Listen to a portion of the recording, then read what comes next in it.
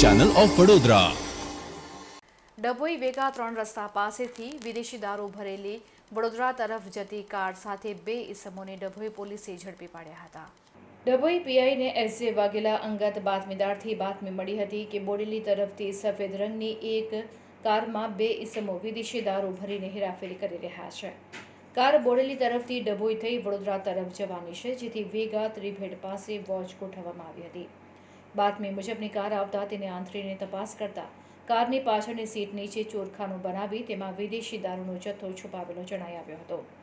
પોલીસે કારમાંથી વિદેશી દારૂના ક્વાર્ટરિયા બિયર મળી કુલ નંગ 233 જેની કિંમત ₹64,440, કારની કિંમત ₹40,000 તેમજ મોબાઈલ નંગ 2 જેની કિંમત ₹4,000 મળી કુલ મુદ્દામાલ ₹78,440નો જપ્ત કર્યો હતો।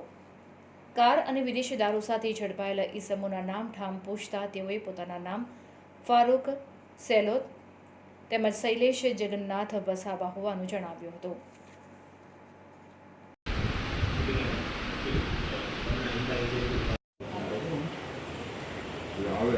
ફોન કરી અને એને